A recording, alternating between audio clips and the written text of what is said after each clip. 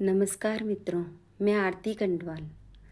आज मैं सरकार से ही कहना चाहती हूँ कि जो आपने महिलाओं को अधिकार दिए हैं, बहुत सोच समझ कर दिए होंगे कि पहले के समय में महिलाओं की जो दयनीय स्थिति रही थी, उसी को देखते हुए आपने जो अधिकार महिलाओं को दे दिए हैं।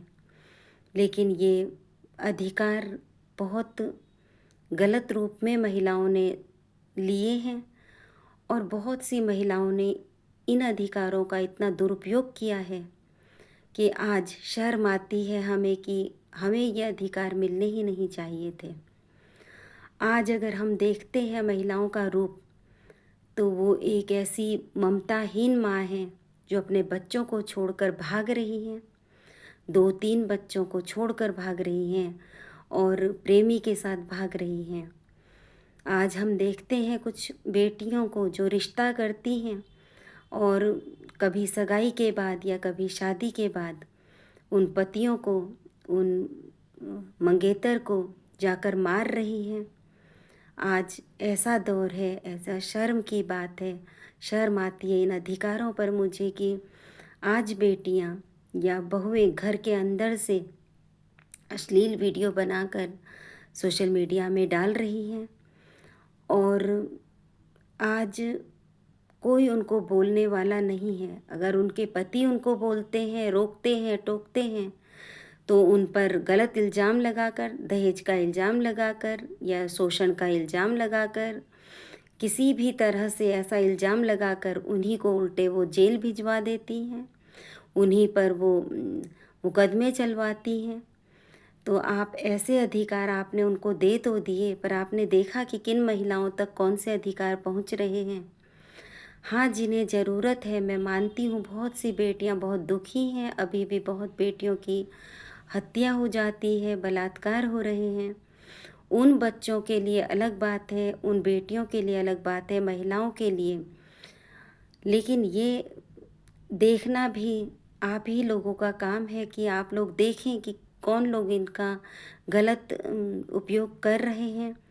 और मैं देखती हूँ आजकल बहुत ज़्यादा लोग और पुरुष डरे हुए हैं, सहमे हुए हैं आजकल बेटे कि शादी करना चाहें या ना करना चाहें, इतना डर रहे हैं बेटे कि ऐसा न हो कि इतनी मुश्किल से 2 रोटी खाने लायक हुए हैं और फिर अगर कोई बात हो जाती है इस तरह से, तो वो कहाँ जाएंगे, उनके माता पिता कहाँ जाएंगे। आज ये बहुत बड़ी सोचने वाली बात है। और मैं पहले काफ़ी समय से मैं देख रही हूँ कुछ युवा इस तरफ बहुत अच्छा कार्य कर रहे हैं, उन्होंने पुरुष आयोग बनाए हैं। क्या करें वो? अपनी सुरक्षा के लिए कुछ तो करना पड़ेगा ना उन्हें, जब सरकार उस तरफ देख ही नहीं रही है, पुरुषों की तरफ नहीं देख रही है कि वो कितने पीड़ित हैं आज। सिर्फ महिलाओं की पीड़ा अगर आप लोग देख रहे हैं, तो ऐसे तो कोई चीज़ नहीं चलती। बराबर लाना था बेटियों को, बराबर आप ले आए हैं। बराबर का मतलब बराबर होता है और बराबरी का मतलब होता है कि पुरुषों को भी बराबर अधिकार दीजिए।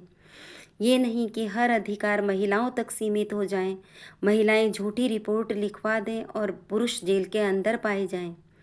महिलाएं कुछ भी झूठा इल्ज़ाम किसी पर लगा देती हैं, महिलाएं अपने बच्चों को छोड़कर दूसरे आशिक के साथ भाग रही हैं।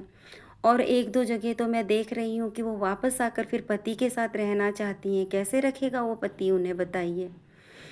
कैसे आती हैं ऐसी महिलाएं और कैसे इनकी इतनी हिम्मत हो रही है कि ये इस तरह से जा रही हैं? क्योंकि उन्हें पता है आप लोगों ने उनको इतने अधिकार दे दिए हैं कि वो किसी के भी साथ रिलेशन में रहे। सबसे बड़ी विडंबना है ये आज हमारे देश की कि हमारे देश की जो संस्कृति थी वो यही थी कि 7 फेरों के बाद एक बंधन बनता है और उस बंधन को तोड़ना बहुत मुश्किल होता था। आजकल 7 फेरों का बंधन भी ख़त्म हो चुका है, लिव इन में लोग रह रहे हैं, जो बहुत दुख की बात है, बहुत गलत बात है हमारे देश के लिए। ये क्या हो रहा है, मेरी तो समझ से बहुत परे हैं ये सब चीज़ें, कि ये अच्छा नहीं हो रहा है जो भी हो रहा है। पुरुष महिलाओं के साथ अगर जाति करते हैं, दूसरी शादी करते थे, तब उन पर प्रतिबंध लगा दिया जाता था। एक और मुस्लिम महिलाओं के लिए तलाक पर प्रतिबंध आप लोगों ने लगाया है कि वो इस तरह से उनके पति उनको तलाक नहीं दे सकते हैं। और दूसरी तरफ अगर यहाँ पर भी मैं देखूँ हिंदू रीति रिवाज में, तो पुरुष तलाक न भी दें, महिलाएं छोड़कर जा रही हैं, तो उस बारे में आप लोग क्या करेंगे और क्या कहना चाहते हैं? कितनी गलत बात है। इन महिलाओं को सबक कैसे सिखाया जाए, आप बताइए। उनके पति कुछ कहते हैं तो उनको जेल हो जाती है, उनके भाई बहन रोकते टोकते हैं, वो किसी की नहीं सुनती आजकल बेटियां। तो क्या कहें, सब तरफ से शर्मसार हो जाते हैं, इज्जत तार तार हो रही है। हिंदू रीति रिवाज में तो ये सब कभी था ही नहीं, हिंदू संस्कृति में, हिंदुस्तान में ये सब नहीं था। ये बहुत दुख की बात है। मैं आप सभी से कहना चाहती हूँ, अधिकार दे दिए हैं तो उन अधिकारों का देखिए कि वो किस तरह से अम, उन अधिकारों का उपयोग कर रही हैं या दुरुपयोग कर रही हैं। और ये सब प्रशासन को देखना चाहिए, पुलिस को देखना चाहिए कि जब वो रिपोर्ट वहाँ पर पति लिखवाते हैं, उन्हीं को न डांट कर पत्नियों को भी अच्छे से सबक सिखाया जाए। और सबसे पहली बात तो मैं यही कहूँगी कि लिव इन को बंद किया जाए। हमारे देश में लिव इन नहीं चलता, हमारे देश में ये गे नहीं चलता। हमारे देश में सिर्फ शादियाँ होती थी पति पत्नी में, बेटी बेटे में होती थी, जो कि लड़का लड़की में। इस तरह से नहीं होती कि लड़के लड़के शादी कर रहे हैं या लड़कियां लड़कियां शादी कर रही हैं। इस गलत चीज़ को मंजूरी देकर बहुत कुछ विनाश की तरफ जो ले गए हैं आप लोग, ये बहुत गलत चीज़ें हैं। मैं यही कहना चाहती हूँ, ये सब चीज़ें रोकिए, वरना आने वाली पीढ़ी बहुत हाथ से निकल जाएगी और कभी हम सोच भी नहीं पाएंगे कि कहाँ चली जाएगी। फिर वहाँ लौटना मुश्किल हो जाएगा जहाँ से हम लोगों ने शुरुआत की थी, अपनी संस्कृति की, अपने संस्कारों की, अपनी सभ्यता की। तो मैं यही कहना चाहती हूँ कि विकास अलग चीज़ है, आधुनिकता अलग चीज़ है, पर आधुनिकता के नाम पर ये सब चीज़ें बहुत गलत चल रही हैं। इन सब चीज़ों को हटाना ही चाहिए, यही मैं कहना चाहती हूँ। विनती करती हूँ आप लोगों से, इस ओर ज़रूर ध्यान दीजिए ताकि आगे की पीढ़ियाँ सुरक्षित रहें और सही माहौल में रहें। यही कहना चाहती हूँ मैं आरती कंडवाल। धन्यवाद, नमस्कार।